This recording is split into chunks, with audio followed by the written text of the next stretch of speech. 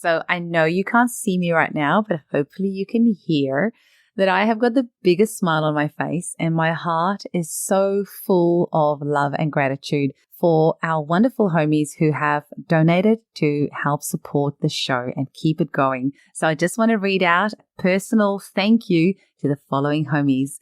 Sarah Ryan, or it could be Sarah, S-A-R-A. Sorry, Sarah or Sarah, if I've said that wrong.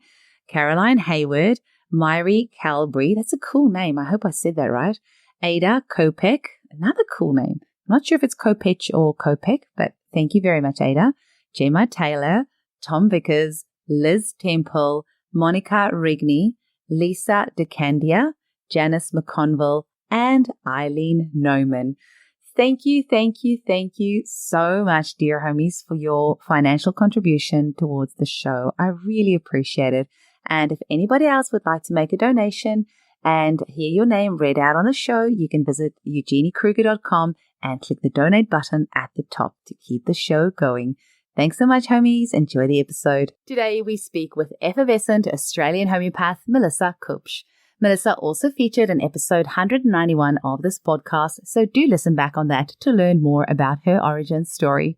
Today, though, we chat about Melissa's exciting new 2-year practitioner course that's starting this year in September, as well as her homeopathic clinic that she will be opening in the very near future, and so many other exciting projects that she has in the pipeline. I also just want to take this moment to say a huge thank you to Melissa. So many of you have probably heard me say this in the Facebook group, and maybe you kind of got the gist with my pleas for financial support on the podcast. But actually, not many people realize how much money it costs to run a show. So at the start of the year, I was really feeling burned out and depleted and just really frustrated by how much money it's cost me to do the show. And I was looking for all sorts of ways of what I can do. Should I put it behind a paywall? What should I do? And I reached out to our Facebook community and just asked, does anybody have any ideas of what I can do to just help me with the financial cost of producing the show? And I got a text message from Melissa that very next day, and she gave such a generous donation, which has single-handedly allowed this podcast to remain free to air for the near future. So thank you so much, Melissa, for your generosity. You really have a heart of gold. Now, the timing of this episode is also quite auspicious. I always schedule my episodes about 6 to 8 weeks in advance, and after our interview, I realized that I had actually scheduled Melissa's episode quite some time ago for the 1st of April. So this date is always a bit of a thorn in my side because it was the 1st of April 2019 that the Australian government stopped private health insurance companies from allowing rebates for 17 different natural therapies, including homeopathy. And you can learn more about this in the documentary Just One Drop.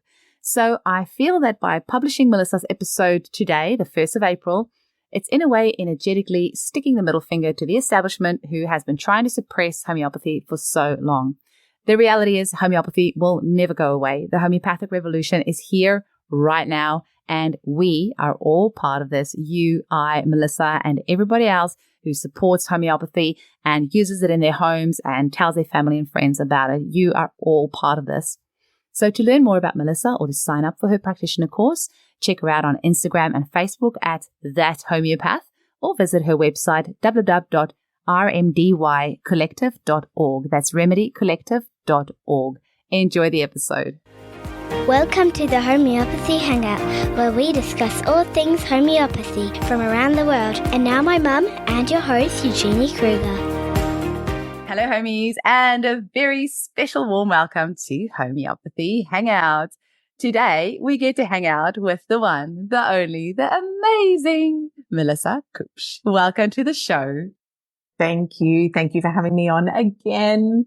Now we get to catch up after all of our conversations in between. Exactly. It's so lovely to see you. And before we get cracking today, I want to take a moment. I want all the listeners to tune in because I want to acknowledge Melissa for single-handedly allowing this podcast to stay free to air for everyone. So a little bit of a personal story. People somehow think that I make money from the podcast. It's actually quite funny. I don't. Somebody said to me, don't you get paid for listens on Spotify? I'm like, no, I don't. Don't you get paid for advertising? Yeah, I have a little bit of money here and there. There's been a little bit of advertising money that's come in. But I pretty much single-handedly rely on people buying me a $5 buy me a coffee here or there.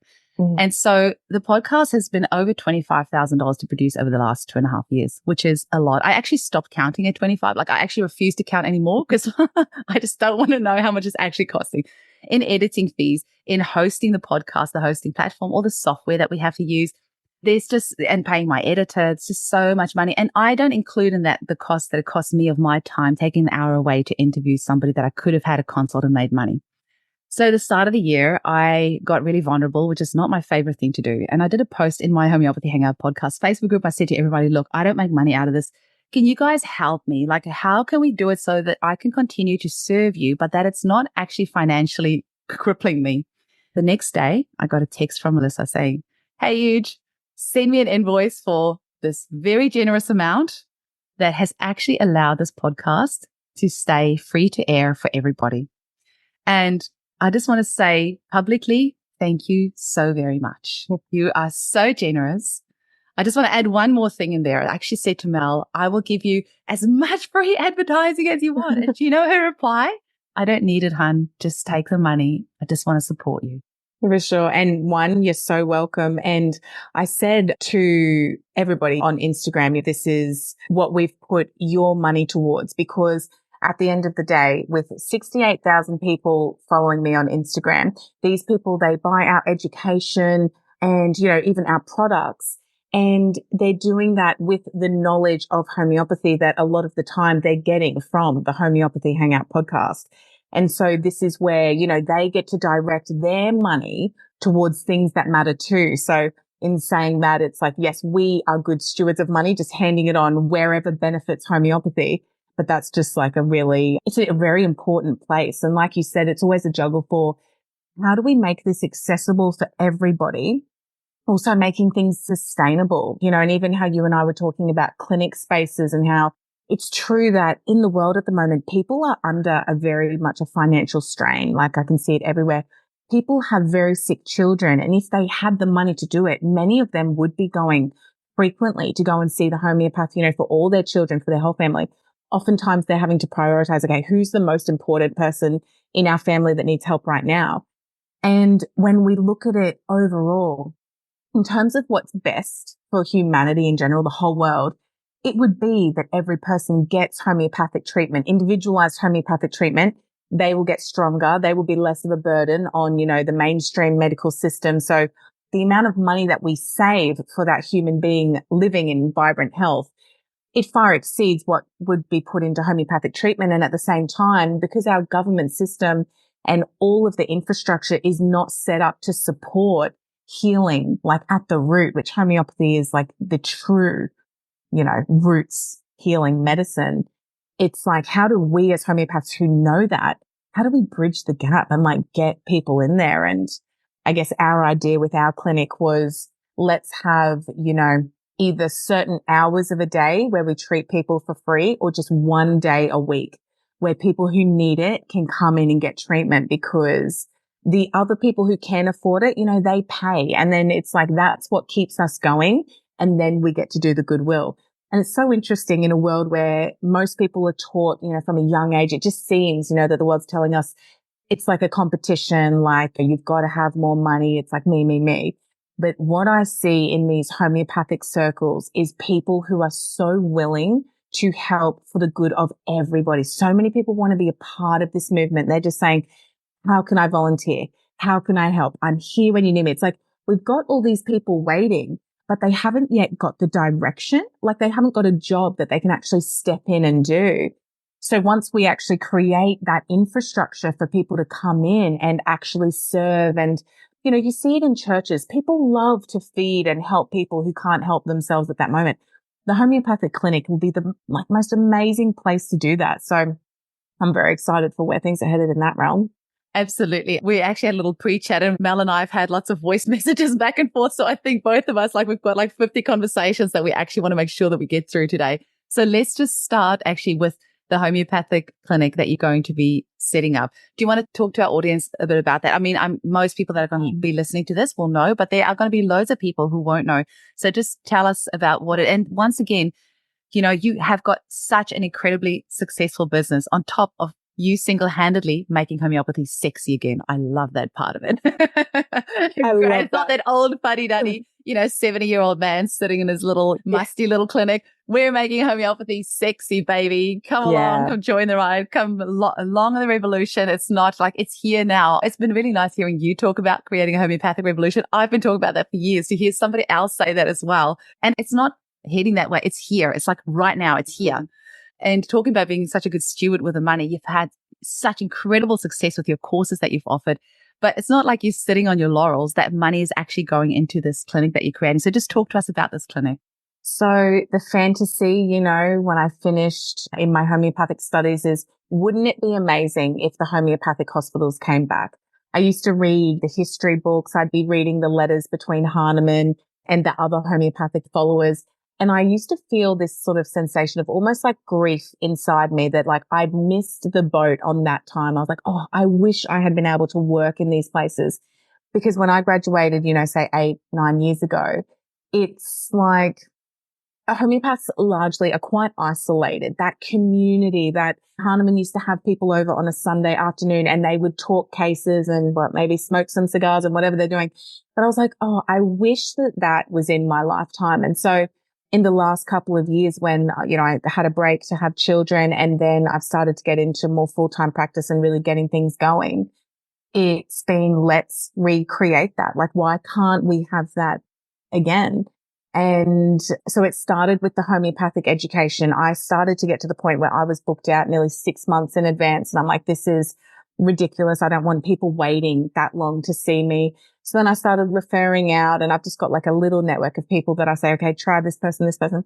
And then before long, they're all fully booked out. And I started to see we can teach people a lot of things themselves. And then that sort of progressed into, okay, let's do a homeopathic qualification. So that's what we're launching at the end of this year in September. And that's an advanced practitioners of homeopathy course.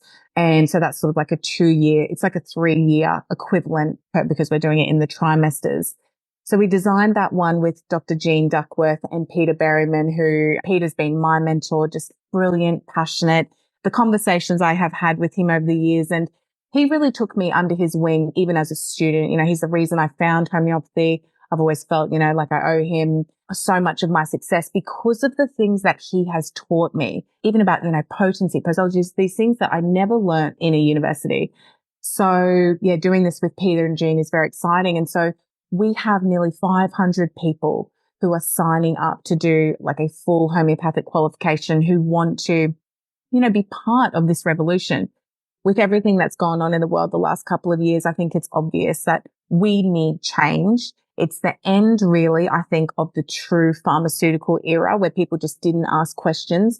At the moment, we're seeing sort of the falling out of all of those practices, like the routine prescription of antibiotics. We're just realizing, whoa, but what else can we do? So that's sort of the conundrum that half the world is in. They can see the shortcomings of the current system, but they have not yet found homeopathy. And that's where we come in to really bridge that gap and just like, here we are, like we're vibrant, we're healthy, we're excited, we're ready to help you. And we want to support as many people as possible in their chronic and complex health conditions, their acute first aid things. I mean, a well-managed acute can mean massive improvements in your long-term chronic health. So the foundational things that we can teach at home, absolutely sharing that knowledge with all the parents and individuals, then having enough practitioners to actually take on the patients. In a dream world, if we could imagine having as many homeopaths as we do medical doctors, the whole world would completely transform in not only our physical health, but also just the way we live with each other. Do you know what I mean? All of these distortions of energy that have people doing cruel or, just awful things, like just nasty. It's like as we all heal ourselves and all the children coming through, everything would transform. And so with all of that training that we've been doing, something that I've been finding is that people want sort of like a bricks and mortar. And I always wanted it like a brick and mortar place to come together, to actually be with real people and to sort of learn in that setting as well. And I found I learned a lot by going to the Woodford Folk Festival. I used to volunteer when I'd graduated at Endeavour, and I learned so much in that 1 week of sitting in on cases with Peter, I learned like just so much. And to be able to offer that to people, that would be the goal. So the place where we are looking at purchasing now, it's halfway. So I'm sort of up towards the sunny coast. Peter's in Brisbane. There are a lot of homeopaths actually around us. And we want it to be a halfway meeting point so we can all come and work there together. So, it's 15 rooms and a place where people can come and do an internship and just be amongst it, have the conversations, physically see how we're making our remedies, dispensing, labeling, doing all those things, and having people from the public being able to walk in. The clinic space that we're looking at getting, it's in it's perfect location. And the way it came about finding this place is, again, another story unto itself, but it seems like it's really just a meant to be sort of thing. So, we're looking at probably with this year, we will have that secured. It does need a facelift, but it's just that fantasy, right? Like I see it in my mind, like homeopathic hospital. I know I can't call it a homeopathic hospital. It's actually very close to another mainstream medical hospital in the suburbs. So that then is also brilliant because, people can come to us with all of their issues. Worst case, we will just take them up the road, to the actual hospital and be like, this is a case where you need this. But they might have tried their absolute best with us. I'd say a great majority are going to be healed, coming through our doors. So, we've got students who've studied with us just a little bit already, but who are doing this 2-year course, and they are coming from America with their kids for the chance to work in this environment. And that's how much it means to people to be part of a community. And so our goal is to get that sort of sustainable clinic going. Yep, we'll treat the poor 1 day a week. Anybody who can't afford homeopathic treatment, we just have an open door policy. Everyone can come on that day. So once we get that model down, that's when you sort of want to go, okay, where else? Because you don't want it to just be, I'm in Queensland. But people have started relocating their families to be up near here. I know of a couple people already, but we can't all move to Queensland, right? You want one in every state, sort of every community. And I do think that the future is local. I guess that's a really big thing to me. And you see that through COVID, when things get shut down, what would happen if you just couldn't ship your remedies internationally anymore? We can see that already with the EU. We've got great difficulties. You want to have a homeopath in every community with a big dispensary so that when somebody needs something, go over to their house, get to know your local homeopath, let your family know them, and just, I treat people like everybody, in the Middle East, in Lebanon, and like anywhere around the world. We can even get remedies into Bosnia at the moment, but it's like, that's not long term. I just don't think that's the best practice for us to be shipping around the world. Like, meet your own network in real life and build that. So that is really where we are headed with that. Well, I've got a gazillion things to unpack from all of that. Firstly, poor Matt, he's just finished renovating your house and now you're purchasing this building. I'm sure he's like, I'm out. Yeah, absolutely. It's me who's out. So my sister Ash, she is like our operations manager. She does all of the back end of our business and she loves all of the interior design, and her husband is a draftsman. So they do a lot of the design. So say he designed our house now, like we gutted and renovated, but all of the tile selections, the paint colors, I was like, guys, that is going to be you. That is all you. I am not picking another tile, and I trust their like beautiful style. And it's also really helpful, because town planning and all of the actual logistics behind it, it's like you need enough car spaces. The business needs to be like in the sort of perfect business district. It's like all these things that as a draftsman, he's used to going through all of these processes. So I can see the emails, in my inbox coming back and forward between them and just making sure everything's perfect before we really launch on it. But yeah. Amazing. You certainly, and I think most of our listeners will know that your dad's a medical doctor as well. And it just seems like the universe has just created and just held this whole event, which is just so incredible. And I don't know how many of our listeners will know that Australia used to have 5 homeopathic hospitals. They were closed down around the 40s, 50s, but there was 2 in Tasmania and then 1 in Melbourne, Sydney and Adelaide. Yeah. Is it? Oh, Adelaide. South Australia. Yeah. There was one in South Australia. I know there was 5 in total. And not many people know that. And this is my little list of things that you were chatting about. I just made a couple of notes, but you're talking about people that are ready to help. And I was listening to a podcast with Joe Rogan this morning and Dr. Phil, and they were talking just about since smartphones came in, that people are so addicted to it. And, we check our phones 350 times a day, and that depression and anxiety has skyrocketed the highest it's ever been in recorded history. Personally, I have always said, and I think this is why I've never suffered from depression, because I always, probably too much, focus my attention on other people, helping other people. And I think that is literally the cure for depression, is stop putting the focus on yourself and see who is out there that you can help. Go out there, help somebody else. I really believe that is the focus for depression. And before we start recording, and I don't want to go too much off topic, but I'll try and keep notes here so we kind of finish all our conversations, because we don't have like 1,000 half-finished conversations. But I think so many homeopaths out there as well, Mel, that they get too worried about what others will think about them. They get analysis paralysis. They get in their own way. But I think you and I have both been successful in our own way because we are focusing our attention on helping people, not on ourselves. What will people think of us? Like, we just get out there and we just do it, and we focus on helping others. And that is actually the cure also for anxiety, I think, is take the focus off you. It's not about you. It doesn't matter what you sound like. Doesn't matter what you look like. Get the information out there. Focus on helping somebody else. There is something that you could say or that you could do that. This is why I love podcasts. You never know who's going to listen, that's going to hear that one little thing that you have to say today. You might talk for an hour, 2 hours. That person might not resonate with anything. And then you say one single thing that does a paradigm shift for them, that changes things for them. And you never know when that's going to be. I'm sure you have had this. I've definitely had it when people have messaged me and said, Eugenie, you said something 10 years ago that made me not vaccinate my kids. And I'm so grateful for that, because they are so healthy now. And I see my friends' children who are vaccinated to the hill, who are chronically sick, or they'll say, you said to use Cantharis for UTI. I've had a history of using antibiotics.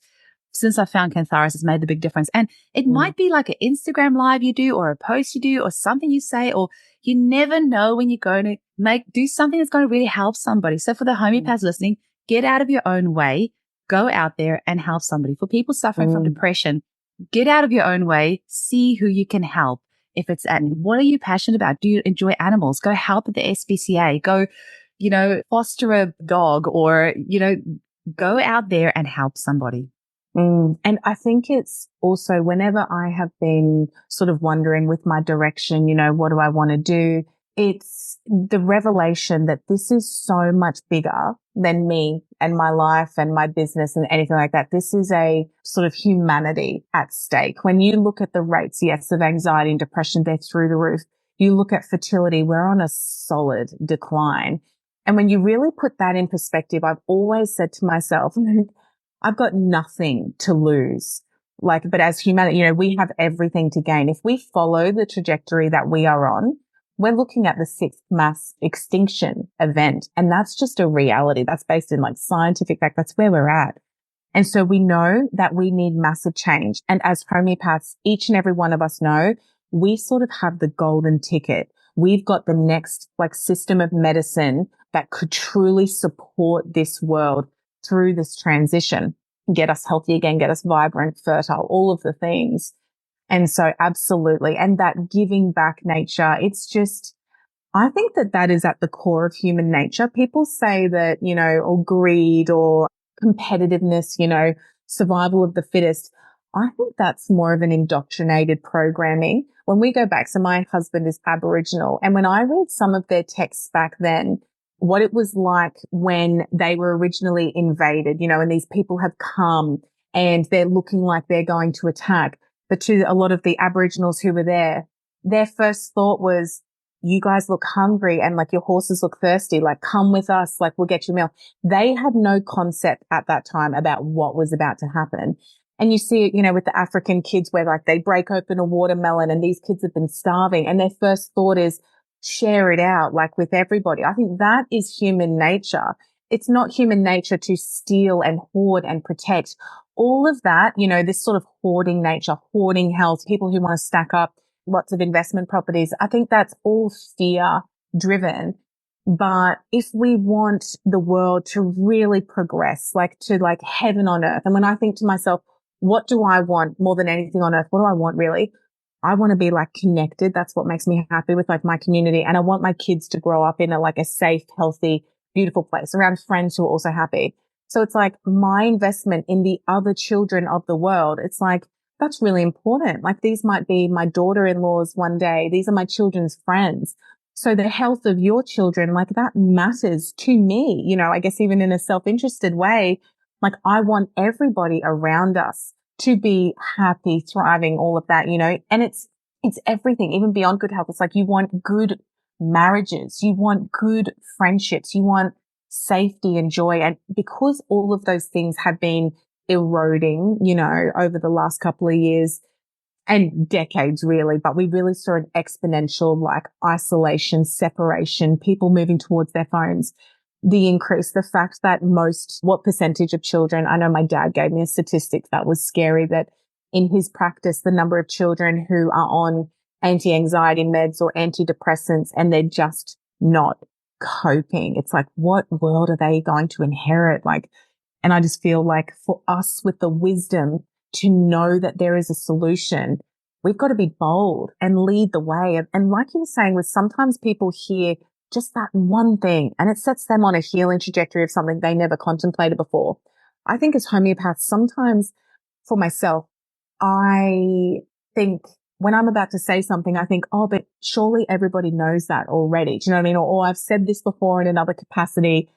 But the truth is that for many people, it's the first time they've come across me or any of these things and they say, whoa. And I'm like, whoa, I can't believe people are still starting to realize even that like mental and emotional aspects contribute to disease. And you see all these puzzle pieces like start to click in for them. And as a homeopath, I would say just whatever it is that you're thinking, just put it out there. It's always, I think, God-given when something's on your heart. And I've learned over the years, even when it's something random, something obscure that I'm like, oh, why would I upload that? I listen to it now and I just go, someone needs to hear it. I'll just like say that simple thing or I'll make this simple video. Yeah, but absolutely feel that. I just love chatting with you. I was just like, I just realized my tissue box is empty, which I'm a bit annoyed about because I'm just alternating between like teary and goosebumps the whole time we're talking. But as we kind of, we haven't talked enough about the hospital, so I'm just going to put the hospital, like there's more questions I have around that and about the course. But while we're in this space, I just want to talk about, you talked about hoarding, about that scarcity mentality and about, I feel so much of that is still in the homeopathic community, us amongst homeopaths. We are so quick to bring each other down and to criticize each other.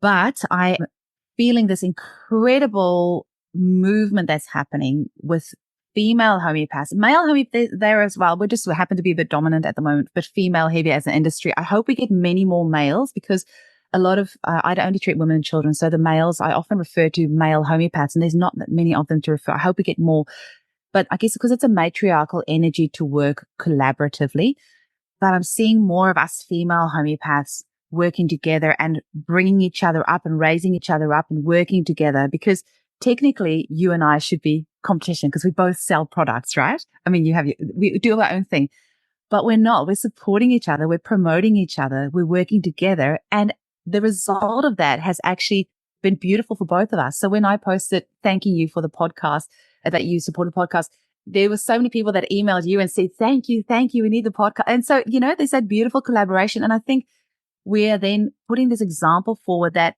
it's okay for women to raise each other up and to work together. We're not each other's competition. We're each other's allies. And I'm finding that like with Lisa Strebeck, she has her own podcast. So technically we should be competitors, but we're not. I've been getting my Healy through her and learning it through her from that. We've been on each other's podcasts. I've been promoting her book. She's promoting my podcast. We are just working together and and Danitza and Janie and Sarah Valentini, we're all working together and lifting each other up. And I hope that other homeopaths see that and are inspired by it and realize that this is what it should be. We are all working towards a common goal. We've got 8 billion people on this planet. We are not each other's competition. And it's good that we work in different ways and don't break another homeopath down ever for the way that they practice, even though it's not the way that you would do it. But there's so many different people. They all need different ways of approaching a case, different personalities, different ways of doing things. So lift each other up. I had a homeopathic student tell me the other day, she's like, Eugenie, I am terrified to qualify because everything I see online in the homeopathic groups are homeopaths tearing each other down. And I'm so glad to see you working collaboratively with other homeopaths, because that gives me hope. And I'm like, well, I really hope you're going to see more of that, more of us working together and raise it, because it's all for the, like, this whole scarcity mentality, the crabs in a bucket tearing each other down. It's just so horrible. And even the different ways of prescribing that you were talking about, I've noticed a massive shift in people who maybe once they were trained in a certain way, maybe give one remedy once and then wait 6 weeks, and no dosing. And then these people are sort of trying new protocols, trying new things and going, whoa, wait a minute. And so people are, I think these days, a lot more open to everything. And in any course that I ever teach, there is a real emphasis on this is one way, and keep your mind open to like different protocols will suit different times. Because what I've seen, whether it's some people who just use like Sankaran's method, it's like we are all getting success in our own ways of doing it. And maybe you are just attracting the specific patients to you that are, suited for you to help them. And there's just so much value in all of these different approaches. So I am very much like, keep your mind open, because there will be different ways. And as a practitioner specifically, you've got to see it with your own eyes. What actually works? What results do you actually get? And weigh it up. Don't always rely on maybe how you originally learned it 10 years ago, because things are different. Like things change and evolve, and so will your prescribing. I know I prescribe so differently to how I would have, in student clinic or like even as a fresh graduate. This is like every year I feel like you completely evolve, because, well, you might find, new remedies that have been released and it might be like, wow, that really helps. Or just a new prescribing technique. You might recognize something more in your patients. Definitely since COVID, there are certain blocks that people we're really trying to undo. So yeah, definitely get all of that. And then in regards to homeopaths around the world, I feel like we're all starting to see the bigger picture. And that is, we come together and we build something great, or we can be like, the homeopaths, however many decades ago, in that book, The Faces of Homeopathy, I think Julian Winston, is the author. And that's one of my favorite books ever, going through all of the history of homeopathy. But it's so interesting because so often people think that it was the external people that really sort of like shut us down and suppressed us.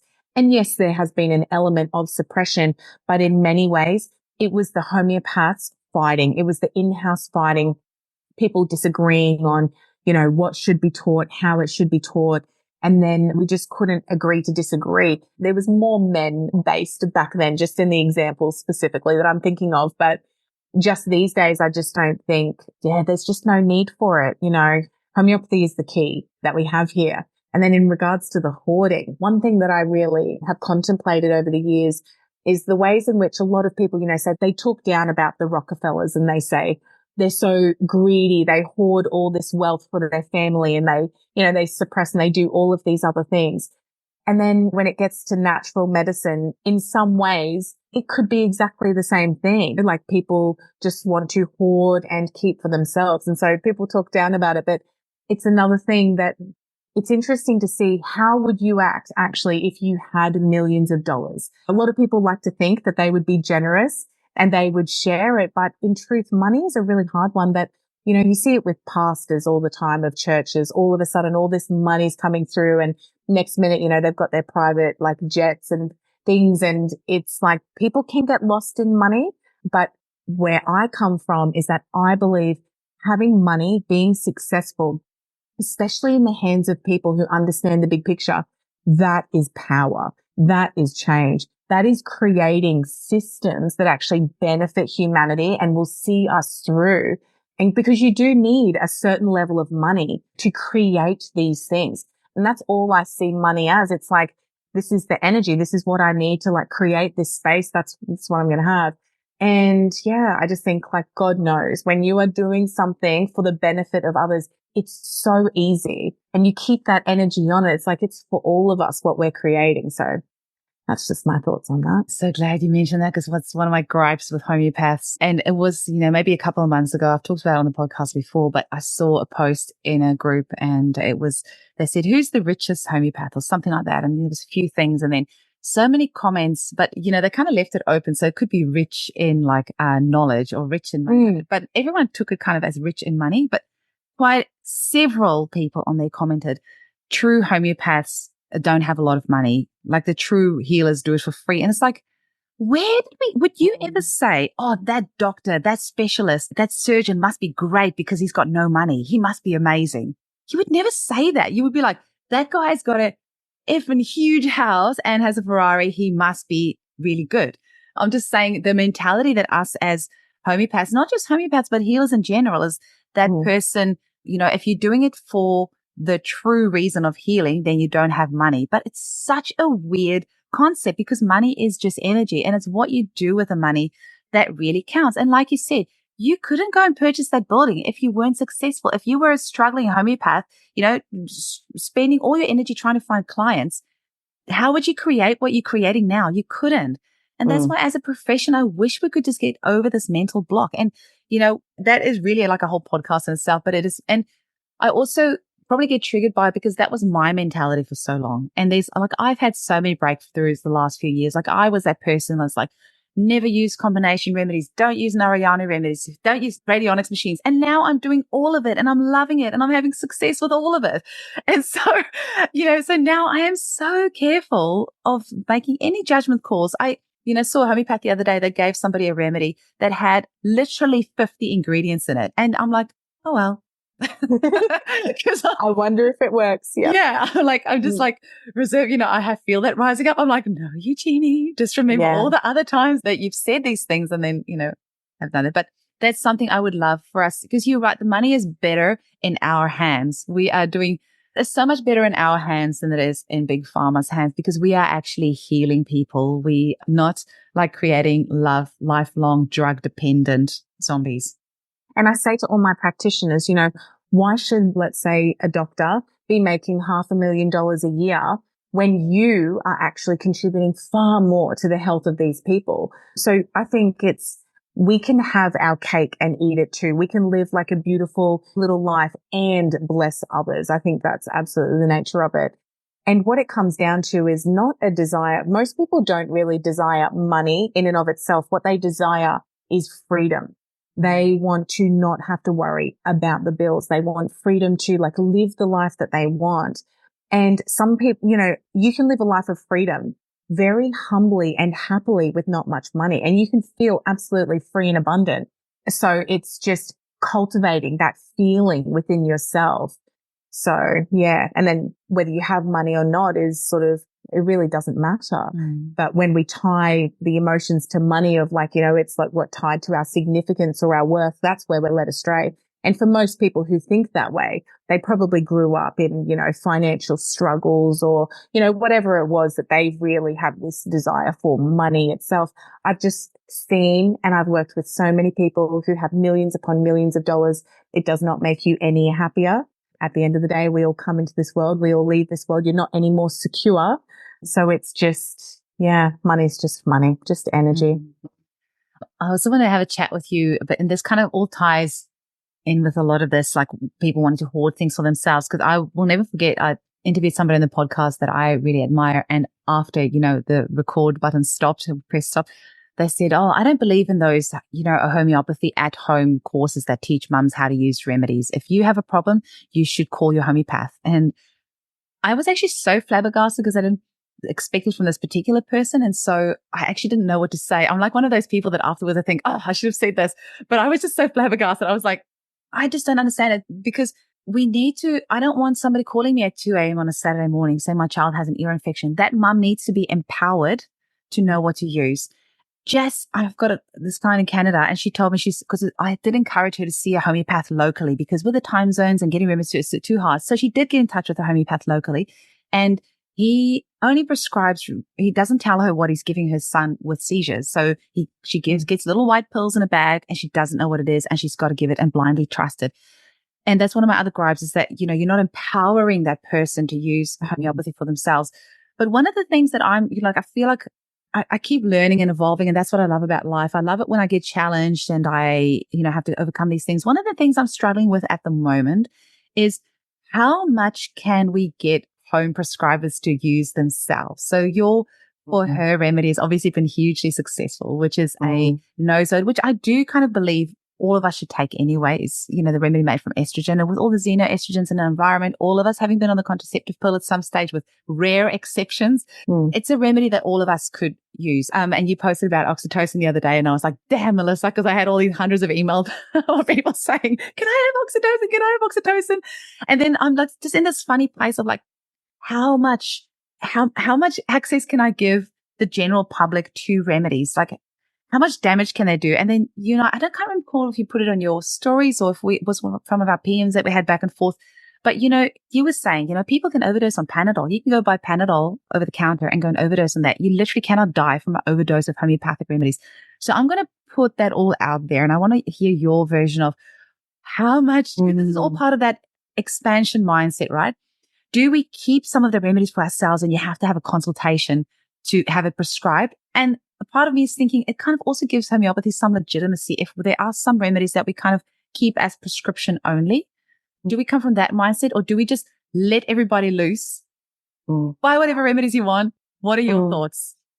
I think for me, it's, can they do it justice? Like, can they pick the right remedy? If we let them just use any remedy that they want, if they're able to buy like syphilinum, carcinosin, and be getting to the depths of things. So like the ones that can cause a real healing aggravation, I don't like to give, like, you know, just that I think is too deep. But that for me actually even includes, say, sulfur, only because I've seen a handful of cases where the person has a long history of suppression and then they are covered head to toe and they weren't expecting it. They thought this is a simple little holistic medicine. And then for some of them, you know, girl, and she's working with another homeopath now, but it was just an Instagram message and she showed me the photos and it's like her skin is peeling off. I was like, whoa, but it was full on, you know, suppression. So yes, that is a healing response. Yes, her vital force is like getting stronger in doing that. But I just think we've got to guide people through. The same goes with things like steroid detoxes. They can be really heavy and aggravating. I had a message on Instagram once from somebody who'd bought Aurum Metallicum from an online pharmacy, and then they were having like massive, deep, dark things going on. I said, you need to contact either your homeopath, and they're like, I don't have one. And I'm thinking, where did you get this? And it was, you know, it shocks me sometimes what is available online, and especially overseas. You know, there are pharmacies that are open for people to buy anything that they want with no training whatsoever. And I wasn't actually aware of that till recently. And I was like, wow. So it's like, it's a catch-22. The only reason that I hold back on anything is because I don't want you to get extremely uncomfortable, or I don't want you to self-prescribe, take a remedy that isn't the true simillimum or even close to, have a bad experience of homeopathy and then write it off. So for me, I would always encourage them, you know, really try and see a homeopath. So I teach as much as I can. And I also am very much trusting of the intelligence of the people that I am working with. I think so many people have wisdom and insight into themselves that, you know, even the practitioners sometimes don't see. So when you've taught about something and they were really resonating, they're like, I would just like to try that remedy. Oftentimes I don't see any harm in trying something, you know, simple sort of like that. Certainly in a first aid situation, you know, with all the standard ones. Then, so say, for example, folliculinum, that was my one where I was like, I said to Ash, just get a limited number because I want to see how this goes. Now, I've got a private group where people can access me. So they get sort of training and understanding of like, what is this remedy? Why would we use it? When would we, you know, potentially stop? So it's like trusting people. But the amount of pregnancies alone from that remedy, and I noticed it too, every now and then I do a giveaway on Instagram, or an affiliate will do a giveaway, and they might have won one of the bottles of For Her in that time. And with those giveaways, 3 of the people from just those giveaways alone, I mean, I haven't done that many giveaways, maybe 5 giveaways, 3 of them conceived after a long time of trying. And so I'm always weighing up in my mind the benefit of allowing people's body to like get that stimulation, you know, with the homeopathics, and then avoid IVF, which a great majority of people, they are on the track to getting that. They'll often give me 6 months. If I'm not pregnant in 6 months, I'm going to go to IVF. But also just educating them that, hey guys, this is one remedy that might help your hormonal situation and stimulate some balance. But there are about 5, there are so many other remedies purely in fertility, if not, hundreds to choose from that might fit your vital force. And there is no way around it. It's individualized medicine. You need a practitioner. Most people, when they understand that, they might be happy, say, to try folliculinum. And yes, they might see, okay, the cervical mucus has changed. Wow. And that is a very obvious change for the great majority of women who try folliculinum. So then they go, wow, I know this stuff works. I am happy to book in with a practitioner and try and unravel and unpack, the depths of, miasmatic prescribing and the sort of things that we need to really clear out there, maybe even some vaccine detoxes and stuff like that. So for me, it's, can I safely look after anybody who buys anything from me? But then, if you were to ask me, do I think that it's wrong that there is an online pharmacy that sells absolutely everything to anyone? Look, by and large, I don't, because when I compare the gentle nature of homeopathy and what we can achieve, the ways in which people can heal themselves versus just what is lining our grocery stores, nobody, wonders like or worries about, oh my gosh, I can't believe, they'll just sell a packet of Panadol to like a 12-year-old who's like at the checkout and just buying it. That's reckless. It's dangerous. It's poison, all these things. We're trusting like that the person's going to be responsible, like with the dosing, that they're going to seek help if they need it under the instructions. So I guess I'm probably more on the liberal side, maybe, of not saying that most, not that everything needs to be a consult, but yeah, just really letting them know you're going to get the best treatment with a homeopath, because it's not just the remedy. It's the whole process of unpacking, understanding yourself. The therapeutic relationship, I think, is half of the healing, having somebody to walk the journey with you. So we're irreplaceable, as homeopaths. But yes, when we do look out there into this like big wide world and we realize there are millions of people, and I guess I've been overwhelmed by the people seeking me, that I'm just firing off everywhere, like, check out here, go to this person, go. And I feel like a bit of a master network in some ways, just sending people out, which is brilliant, for the homeopaths who want a busy, thriving clinic. But I am big on empowering people as much as possible. I think people are much smarter and safer and more responsible than they're given credit for sometimes. I completely agree. I resonate absolutely on every level with what you've just said, is that number one, they can't possibly do as much damage with homeopathy as they would with Actually, let me tell you this story. Somebody bought a strep nosode from you, and she had an infection inside her nose, really bad for a long time. She was on the brink of taking antibiotics. And she'd spoken to someone just in our online community group who is sort of like a student practitioner, but had said, they'd swabbed it or something and it was strep. And someone just sort of said, have you tried the strep nosode? So she got the strep nosode. She took it. She broke out in a rash and she was like, whoa, what is this? Is it active strep? Anyway, she completely healed. The nose healed up perfectly. So then here we have somebody who's probably now signing on to study homeopathy somewhere because of what it's just done for her. And you have to think, is it really is it that dangerous? What can possibly happen with that? And then the support person is there. So when the rash broke out, she's thinking, whoa, do I have an active strep infection? I know she reached out to you immediately. She was hooked up with a practitioner. And so then, you can go from there as needed. I think as long as people have somewhere to go to get support and ask a question homeopathically, I think that's pretty. And yeah, that's how I feel about it. I feel the same. And, I've got my Facebook community as well. And so I think anybody in our groups, they have that support there. There's like a couple of thousand of us that if you have something that happens, they've got that support. And like you say, that really is the big thing. I do think just having a relationship with a homeopath really is so incredibly important, because some of these remedies, it can bring up all sorts of ancestral stuff, all sorts of aggravations. And like I said, it's never going to kill you like pharmaceutical medication. Like nobody's ever died from homeopathic remedies in 250 years of use. But there can be uncomfortable stuff that comes up that if you have a professional to talk you through what's happening, then it really is just so much safer. So, and you think like, what if somebody's taken a remedy like Staph aureus, right? And all of this like anger is coming up to the surface. They divorce their husband. Exactly. And you think of the turmoil.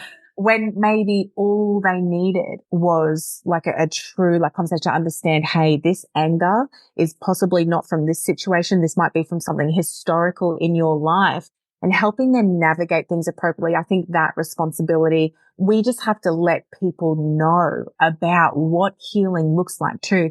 But the more parents who understand this and they are seeing it in action, they would never go back to the old way because they've experienced it. They no longer want to suppress it. So we, I think in our ideal, future, there would be a local clinic everywhere that people can go in, they can have the relationship, they can get their remedies.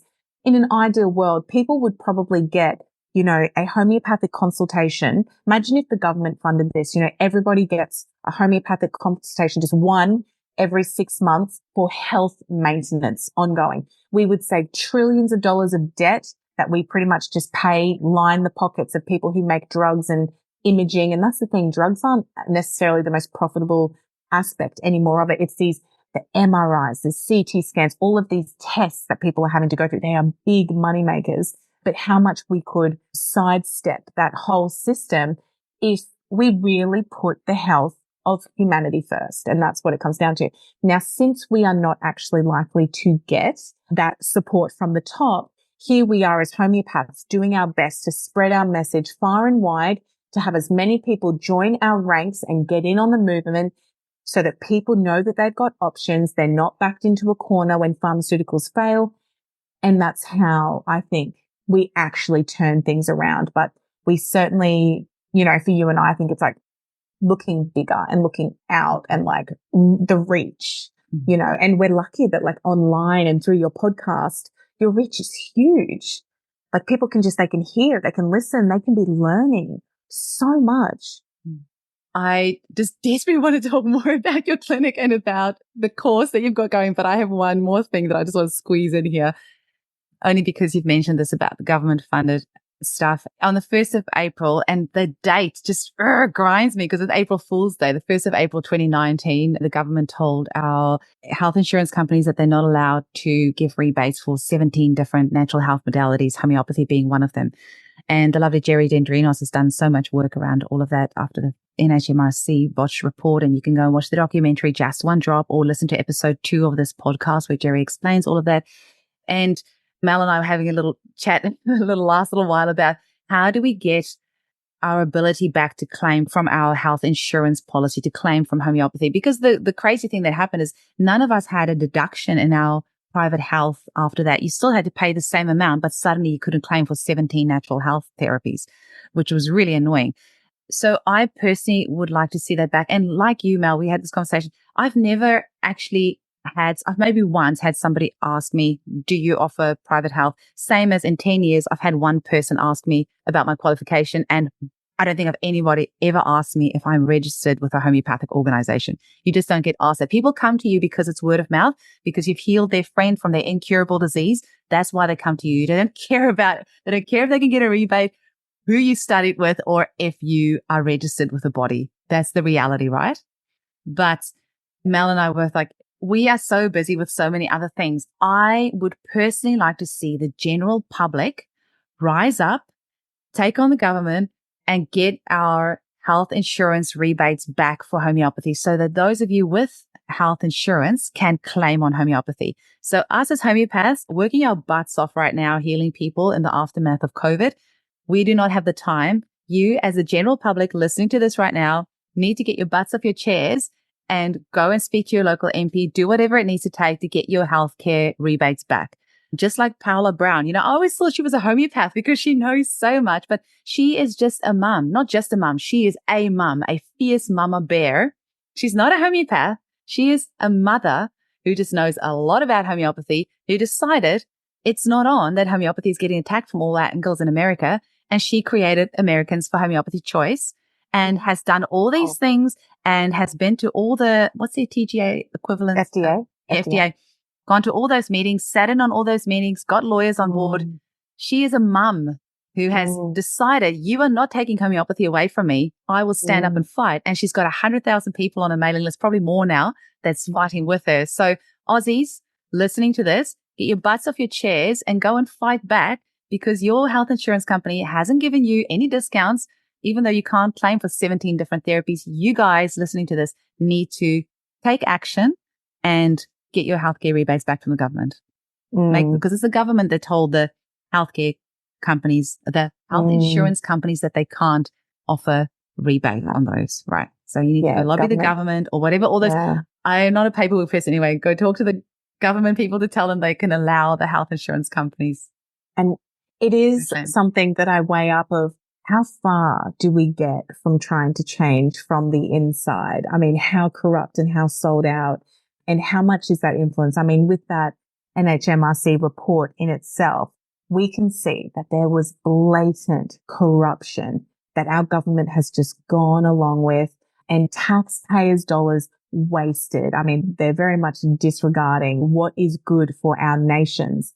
So when it comes to matters like this with like lobbying and petitions, I mean, I'll sign them when I see them circulating, but I do always wonder, to what end really is this really a democracy? I mean, I was looking at the changes to the World Health Organization, their website, and, you know, just the connections between the WHO, the UN, the World Economic Forum, who all of these people are not on the side of homeopathy. They've never proven themselves to be a friend of anything along these lines. And they're quite powerful. And whilst I do think that we together combined, you know, just the people, we are much stronger when we are united. And I do think that they have pushed us too far already. Like, people are absolutely revolting, whether they know about homeopathy or not, just in general. I don't think they're going to have such an easy time trying to manipulate us again. But at the same time, if you really keep in the know about all of their moves and things behind, you know, the scenes, the little changes to legislation that they're making, local councils are rolling certain things out. And it really does look at it's a pretty dark future if we go down the path of what these people, and I mean, they're sort of like global elites really, who think they can dictate to us.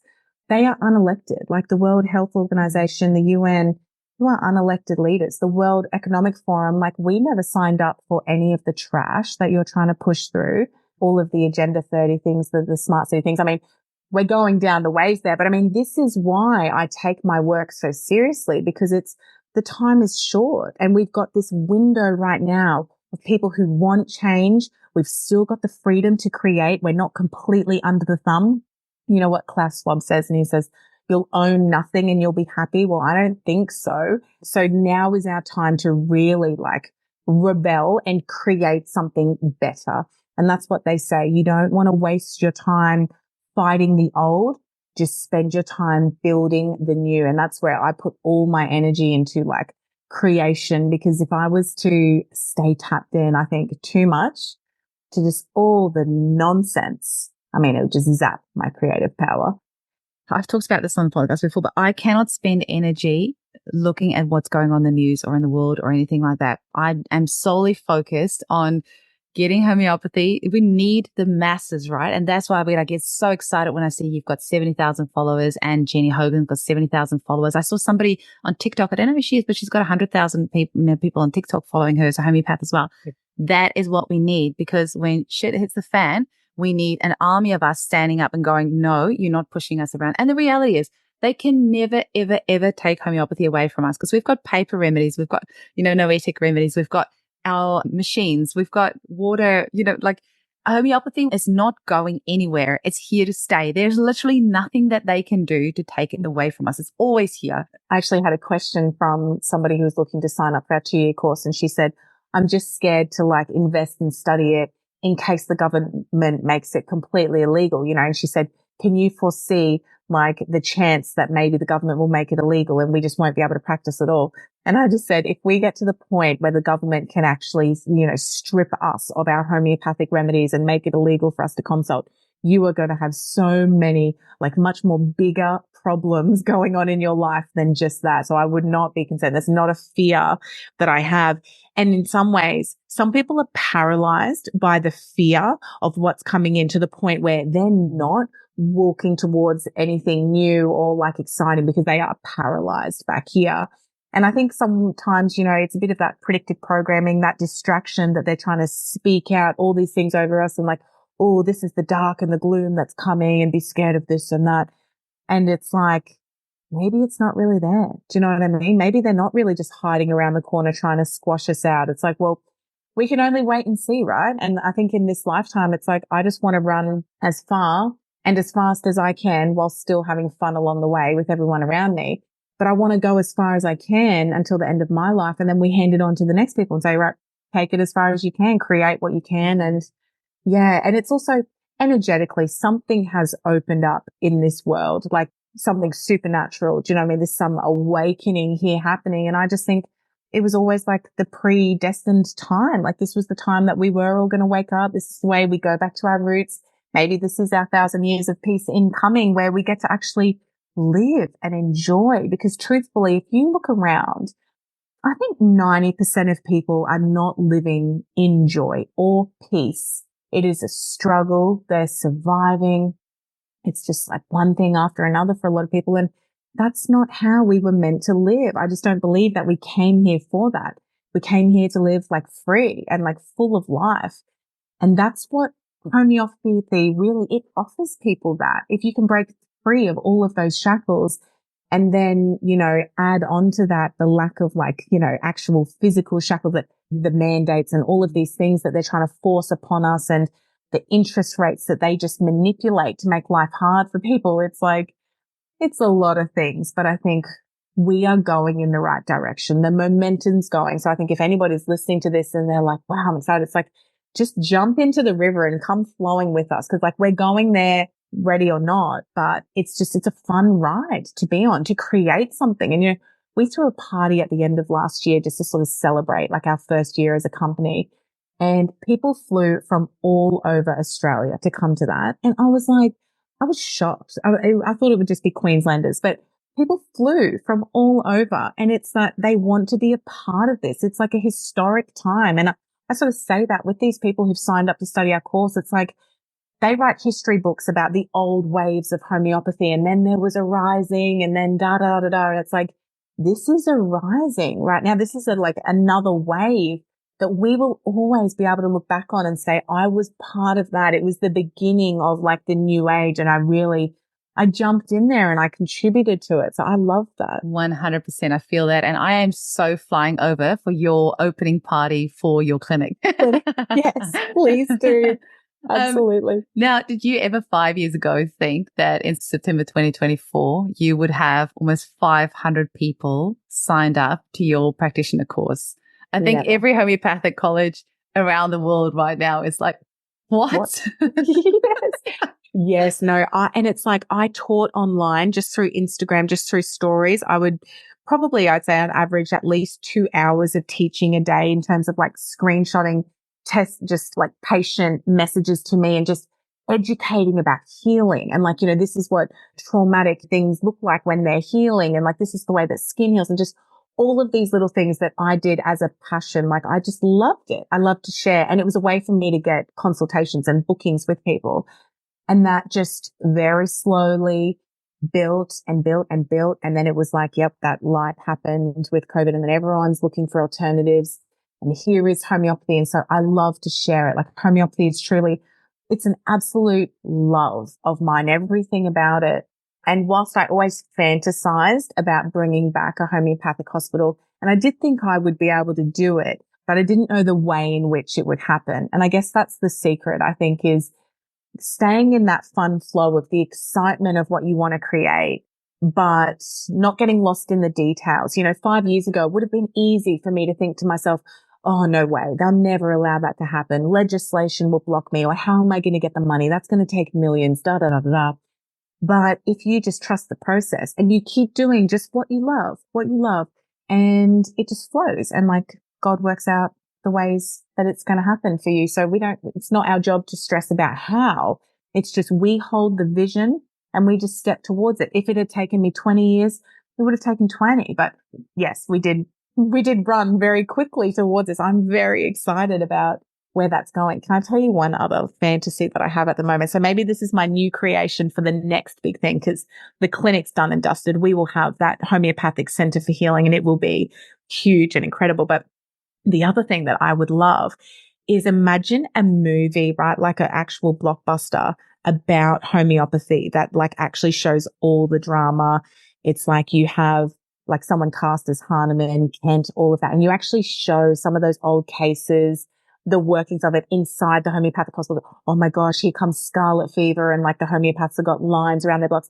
I was telling Jenny about it, that I would so love to see like a well done movie about the drama of homeopathy, because it's so fascinating. Even better. Sorry, Mel. But what about reality TV show in your clinic? Like a weekly reality TV show. Imagine like, that. what if we treated like, come along with us? Like, let's see what's here. Yes. Because I mean, they would have those clinics in India, but we're just not in there able to see and perceive like all the miracles there. But people just love to hear like about all the healing things. But yeah, so that blockbuster fantasy, that would be good. It's like Outlander vibes, right? Like, but homeopathy. That would be really cool. Would you play Melanie? No. No, I can't act for anything. And it would have to be, I mean, if this is going to be done, it has to be done like so good. Like you got to do homeopathy justice and like make it a real thriller. If you have your hand in anything, that's one thing I like about you. You do it with style and class. Like if you're going to do anything, there's going to be style and there's going to be class. So I'm sure it will be. I am really excited for the Introducing Homeopathy movie that Kim Aaliyah is doing as well. I have to say, I'm really excited about that. But yeah, I'm just thinking now, reality TV show in your clinic. I mean, like, can you imagine? It'll be bigger than the Kardashians. Which, funny enough, you know, Jeremy, the movie producer that's making Introducing Homeopathy, he used to be one of the film guys for the Kardashians. A true story. Wow. Yeah. That's the level that we're at. It's definitely next level. Tell us just more about the qualification, because people can still sign up. And you've said, doesn't matter how many people sign up, you will find enough lecturers and things. So people can still sign up. It starts in September. It's going for 2 years.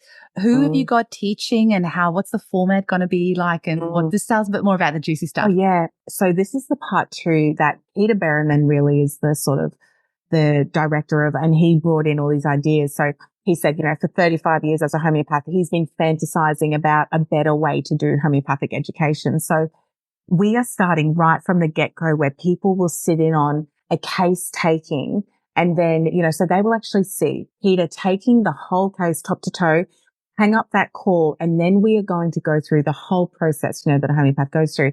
But we're going to use that as an education element. So when we're talking about, okay, what is the dominant miasm in this case? And then using that, that's where we go on to our theory and making it super applicable to each case. So that's one element that will be done every week. And then we've got the sort of more traditional, all of the homeopathic knowledge, the theory, the foundational skills, materia medica. But learning in this way, like when we see a case in front of us and then let's say the remedies coming up, like sulfur, carb, nux bomb. And as a practitioner, actually sitting there and discerning for the real life person in front of you, as opposed to just learning about the sulfur archetype on like paper, really getting to know it over and over and over. And so we think with students seeing hundreds of these cases, they are going to get such a feel for it. I was thinking after, and in my advanced diploma of homeopathy originally, I never saw one professional case taking in 2 years. I was in student clinic where I would have a professional lecturer watch me take cases, but never did I get to watch the pros. And I think that would have been so valuable. What I learned following Peter at Woodford, that gave me the confidence to like get out there. And out of my class at Endeavour, I think there was about 25 of us in that class. Only 3 of us went on to use our degree for anything in homeopathic medicine. And I think that's just sort of highlighting some of the shortcomings of sometimes the courses, but also the support as we leave. People need that community and the support. That's really important to just knock ideas off. And I always had that in Peter. So I would take cases originally when I was really not confident, you know, after having graduated, but still not confident at all. And I would just say to Peter, you know, can we do like mentoring? You know, can I just pay you to go through my cases? And I would learn that way. And what he taught me, that was so invaluable. So when I think about a 2-year course and how can we teach students in the best way that they will receive it, they will absorb it. It is not about assessments or regurgitating any knowledge. It is about how much do you foundationally understand and show us what sort of homeopath you are. So our graduation requires that they provide a portfolio of, 10 cases they've taken, 2 follow-ups per case. We want to see, yes, ticked off on your portfolio that you have covered all the miasms, potency, posology, all of the typical foundational things. But we also want to fully watch and observe you case taking, all of your notes, your insights, and they could collect a massive folder over 2 years of all the knowledge, all the other short courses they've done and learning in that way. And I found, so it'll be Jean and Peter predominantly. They're the senior lecturers. I still feel like a baby when it comes to, I come with passion that people are like, I just love learning from you. They say just when you open your mouth, somehow I understand it. And I think I can bridge some of the more complex topics. Like say if Peter and I are teaching together, he will say something and I will be able to ask the question or reiterate it to the students where they are just like, yes, wow, that makes sense. And it helps because it wasn't too long ago that I was a student like them. So I still know the sort of questions that are going through their minds as we go. But the feedback from our courses so far, our short courses that we've been offering, is that people are just obsessed. They have fallen hard and fast in love with homeopathy. They cannot get enough. And they are just sign me up. Where can I go? What can I do? Take my money. Yeah. It's like the world is yours. So as a homeopath, we are never going to stop learning. So, I used to just refer off to the universities that are there at the moment, which are all, brilliant, and a few of which I have studied at and I love them. But then it sort of came down to there is an element of they've learned from me online for all these years and they want to stick together. They want to be part of our community. And I wanted to bring in the people that I thought would be best able to actually teach them. And I'll be there for the whole ride. But Jean Duckworth too, absolutely brilliant woman. She was a recommendation of Peter because she taught Peter his masters and Alistair Gray his masters. So they were in that group. So she was still teaching. She is still teaching at UCLan. And just such a brilliant, organized, legal sort of mind, which is what you want for a director of a curriculum. So, and it was the passion about homeopathy. I just messaged her on LinkedIn and I said, hey, this is what I'm thinking. I was wondering if you'd be keen. Could we catch up? So we caught up on a Zoom and it was that passion for homeopathy. It was so obvious. She just wanted to do it. I said, could I pay you to do this? She said, oh, we'll talk about that later. Let's get our ideas down and what we're going to create here. So, and I'm so excited that we're all coming to Bali with you. So Jean, Peter and I will all be there. I am so excited. Just so unbelievably excited. We're going to have an amazing time. That is just so cool. And, just the thought of having 500 new homeopaths in 2026 just blows my mind. It's just imagine what we can do. And it's so sad, we were probably about 20 or 30 as well in my year group. And I think I'm probably one of the only ones that's still practicing. And that is heartbreaking. Why would you spend all that money and then not make a career out of it? Speaking of money, I know your qualification, Switch on Health and CHE and School of Homeopathy, they're all kind of around the 20 grand Australian to do the course, which is absolutely nothing. I've heard that apparently at Endeavour, a naturopathic qualification is about $60,000 or $70,000. And I think homeopathy is where the future is lying. 20 grand really is nothing for the best career on the planet that you can practice anywhere in the world. No, it doesn't matter. You can travel while you're doing it. You have complete freedom. But homeopathy is so much more than that because it's personal development as well. I sometimes feel with naturopathy, it's kind of like going to a doctor by just giving herbs and supplements instead of drugs. Don't get me wrong. I love naturopaths. I've studied naturopathy as well. And I do use supplements and I do use herbs. Don't get me wrong. I'm worried that sometimes there's not, I don't know of another profession that has as much mental, emotional, and spiritual and physical support as homeopathy does. It's the career of a lifetime that you have right now. There's no better time to study homeopathy than right this second. And 20 grand is nothing. It's always a joke how little it is considering what you get. I mean, people Mm. spend 20 grand on way worse shit, you know? Yeah. Yeah. I mean, even for what I've gotten in my own personal life to look after myself, my kids, my immediate family, that would have been worth, I mean, I studied at Endeavour. I had racked up a $70,000 debt with all of my different studies, not just homeopathy. I had a meeting with a group of people who were potentially wanting to make it a holistic hospital. So not just homeopathy, but also have the other modalities like naturopathics there. And so we're having this meeting and they're talking about, okay, well, we need to find somewhere that can do like the blood tests and the stool samples and all of that locally. And it was so funny. I try not to be a homeopathy snob, but I am, because I do say, okay, but guys, we just have to be aware here that, let's say, for example, you can't be sending people for these expensive stool analysis tests until the homeopath has done everything they can, because so often with these patients, there's nothing actually wrong with the gut and what's in there. And with the stool samples, you're just chasing it out, looking for the culprit. The truth is that the trauma is contributing, you know, to the parasitic overgrowth or the bacteria overgrowth. I said the child with the recurrent strep cough, you know, we can resolve that. You don't need to be going and doing all of these bloods and expensive testing. So in the end, as I said, look, I think this has to be a purely homeopathic clinic, because I'm too much of a snob to let people, you know, and that's the thing, respect for naturopathics and herbs and like topping up on supplements, but it has to be secondary to homeopathy, which is the true root cause. If you haven't addressed even the generational trauma, well, yeah, you're going to have inflammation and these other things going on. So all these people who think that they are, you know, intolerant to all these foods and they're doing all these expensive testings, and you think, you know, your immune system is just way too fired up, we can like down regulate that with homeopathy, and you don't need, and these people, you know, I had a patient this year, bless her. She was down to eating 2 foods. I think for like, it was like over the period of the last 5 years, she was eating chicken breast and lettuce. She was being sent for the most full on testings, all of that. Her whole body was in shutdown. She just couldn't function. So 2 foods she was down to: homeopathic cipolinum and silica. She was doing cipolinum every morning, silica every evening, blah, blah, blah, blah. She messaged me. She was like, I cannot believe it. You know, I've opened up my range of foods, but all of these things have changed. And so it was redundant. You know, thousands of dollars doesn't need to be spent on the tests when we get to the true root of it.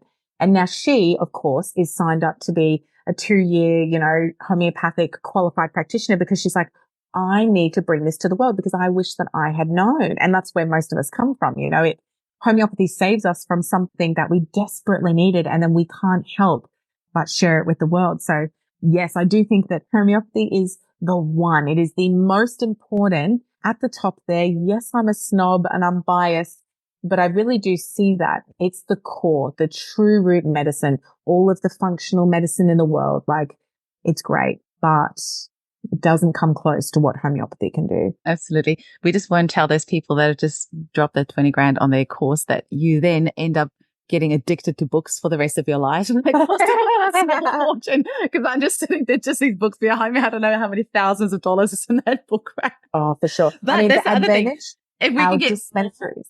Our dispensaries are cheap. That's one good thing. We are very blessed that our medicine is so cost effective. That is, imagine being a naturopath and it's like you need your patients to be taking $100, you know, of medication a week, you know, of supplements a week. It's like, whoa, that's a big investment. We are very lucky that our medicine is that powerful and cost effective. Well, the other thing is it's economies of scale, right? If we have thousands more homeopaths, our books are going to end up getting cheaper as well. It's always costed a bomb because there's not that many of us buying it. And so the publishers have to charge you, you know, $200 for a book because there's only 5 of you buying it.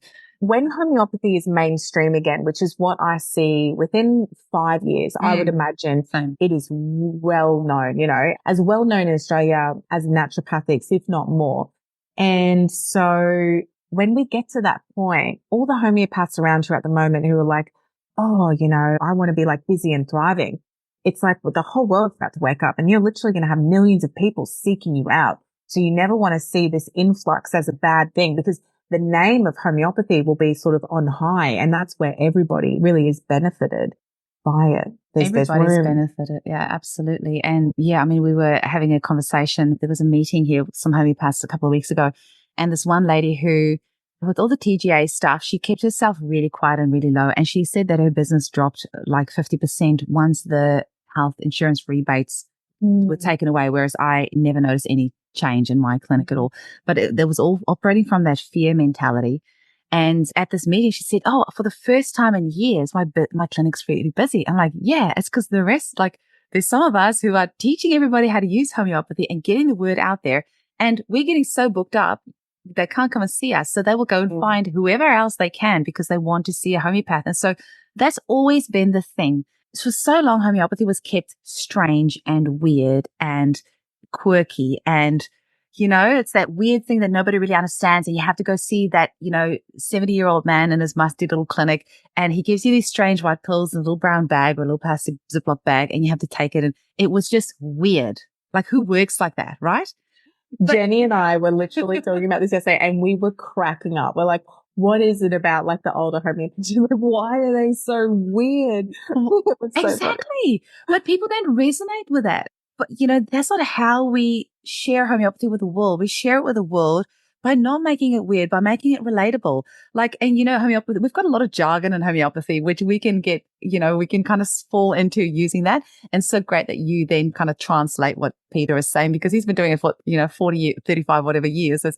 But you're still relatable because, it was like 8 years ago or whatever that you qualified and you have little kiddies and you're working with these mums. So you use the language that they use and you can kind of, so that's what we need for homeopathy. We need a grassroots movement of millions, preferably billions of people using it that stand up for it. Because I've always said, if the government decides that they want to ban homeopathy and there's none of us that nobody uses it, then nobody's going to care. But if you've got this huge grassroots movement of people that go, a mama bear going, "You are not taking chamomilla away from my teething baby." That's what we need. Mel, I really want to talk just a little bit more about your clinic as well. Is there anything else, any other juicy details that you can give us? What are your wildest hopes and dreams for homeopathy with your clinic, with the studies for the next 5 years? Like, just tell us what's going on in your head. I would see it, if I was to be realistic, I think that our clinic will be sort of booked out and thriving by the end of, I'd say we would secure it, have it renovated, ready for students in the next year. And I guess another thing that's really cool that I have brought in as well is that we are going to secure the property next to it. And it is going to act as like a place for the children of the parents who are working, who are interning, parents like me who want to keep their children close, who don't, like my children don't go to school. And so I want them to play with other kids, have fun and learn. Like we can have a teacher there so they can be, learning and doing fun stuff and outside playing. But I just want them close, And I said in the beginning to Peter, look, you might need to man this homeopathic hospital because, my children are still really young. Like I'm not going to be there every day working. And then I thought, there's going to be a lot of parents in the same boat as me. And why wouldn't we all go and meet together and our children can play safely together next door? So that is absolutely going to happen as well. And I saw the video, the beach is like across the road almost. Yeah, so it's amazing. Like a waterfront is not far. There's markets going through there. It's a very vibing, like happy place. My mum, she's a real estate agent her whole life, owned her own real estate agency. I called her and said, where would you open, this clinic if you could go anywhere? And she said, and this is Redcliffe. I mean, it's not really a secret. This is Redcliffe. We haven't fully signed the contract yet. So fingers crossed, but I think all is well. But if not, it would be in that vicinity anyway. But I'm sure we'll be taken to the best property for us. But that's what we're going to do. So once we get that model of care, and that means that we've got student practitioner with us and she's coming over from the States to do a 4-week internship, once this opens and just be amongst it and really meet and connect and greet because like, isn't that just one of the joys of life too? Like actually having your friends that you've met, like actually close and connect and sit down and have a cup of tea and just be hanging out. Like that's the joy of life. Like so often we're like, it can't just be about like, even with homeopathy, it can't just be working, learning, healing people. It's like we want to have an absolute blast while we're doing it. So I guess, and I've learned this from my mum being in her business, there is like always a good reason for a party, a social catch up, and that we celebrate like every little milestone along the way because at the end of our life, it's like all of these little milestones, these were the big ones. So we really, in our team really honor that. So once we've got that clinic thriving, I think that's going to be booked out. Out of the 500 people who've signed up to study, 105 of them are Queenslanders who are in the vicinity. So you just think there's 100 or more people who want to be in amongst that working. I'm thinking, gosh, I don't know if this place is big enough. So we will just, as things evolve, we'll go on, and we've sort of had people express interest they want to do an RMDY collective center for healing. So they're going to be probably called the Homeopathic Center for Healing in each state. And we can all sort of, all be connected, support each other. We can help outlay to get things started. But then eventually they'll stand on their own feet and look after their own communities. And so, a fantasy for me would be that we also go all over the world. But Australia, I have a lot of pride for Australia. Out of the 500, over 300 are Aussies. It's amazing. Which is amazing. The rest are typically US, Canada, and a little bit scattered through Europe. But Aussies, throughout COVID, I saw that the predominant holistic outspoken mothers, they were in the US. They were who made our homeopathic work really well known. It was the Americans. So to see the amount of Aussies stepping up and to think this is my own country, I'm so excited, for what we can create in our own country. So yeah, that's sort of how I see things going, and it just being, just a really vibrant future and a fun future. We honestly just do. We need more fun, more connection, and just to have a laugh while we're doing it. The whole world is just too serious. It's too bleak out there. I don't want a bar of it. I want people just to be having fun, and I want to make places where they can find each other. There's a lot of people like me, like you, but some of them, they really struggle to actually find each other in their community. But a clinic like this, it's like a meeting place. You don't go to a homeopathic clinic if you're not pretty cool, in my opinion. So that's what my hope would be. Oh, Mel, that's actually a beautiful space for us to finish up on, because we literally could go for hours, I'm sure. And I know that we will in Bali. I'm already stressing that I don't think the 3 days are going to be enough. I think even if we talk all through the entire night, I'm just seeing all of us there by the poolside, just talking homeopathy nonstop.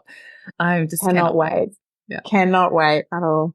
Is there any final message that you want to leave our listeners with? How can people get hold of you? You can literally go Google Remedy Collective, Melissa Kupsch, that homeopath on Instagram, but any other places that you particularly want? And you're on a lot of podcasts at the moment. You were on Melissa Ambrosini's podcast, which I'm so excited because out of 500, actually, I like that your episode was 555. I liked all this. A lot of people said that. Out of all the 555 homeopaths, you were the first one there. And I just couldn't believe it, that she hasn't had a homeopath on there before. And I'm so glad that you were on there. And I see you on David Icke's son's podcast? Yes. And, okay, so David Icke. Yeah, so Jamie Icke, and he is just beautiful.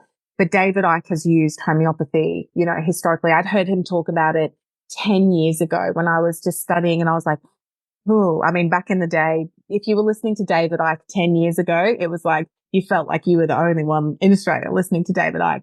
So when he spoke about homeopathy, it's oh, I know I'm onto a good thing here, because I respected a lot of things that he said. So yeah, his family is awesome. And yeah, it's just, again, it's just going mainstream now. It's just spreading everywhere. In all my podcasts, often I feel like I say the same thing to people because they ask me the same questions. Not this one. This one is totally brand new topics, but yeah, it is funny, just sort of answering those. But yeah, on Instagram is where most of our movement is.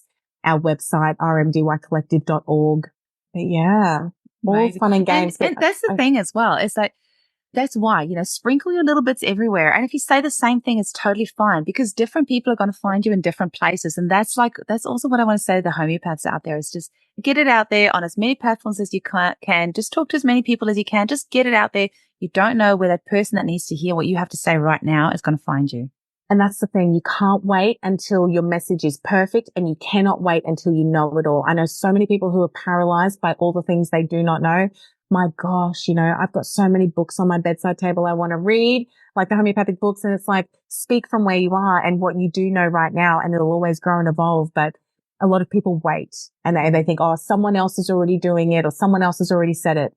But you're going to say it to brand new people. Don't hold back. Just go for it. Absolutely. Exactly. And your way of saying it. That's the thing with Kelly Callahan from One End podcast, when I was listening to her in 2018, 2019, she always said, go start your own podcast. If you're a homeopath, start your own podcast. She was one of my biggest inspirations. And I did think, oh, well, Joey Calabrese is already there, and Sue Mayer is already there, and Kelly. But then I went and did it. And, there's so many other homeopathy podcasts out there. And I would say to anybody listening, if you feel like starting a podcast on homeopathy, go for it, because there's somebody out there who doesn't like my accent or doesn't understand me or think I, say this or that too much or swear too much, and they're going to resonate with you and the way that you see things. And that's the beauty of homeopathy. And don't try and be like somebody else. Be yourself the way that you do it, because there's somebody out there that's going to resonate with you.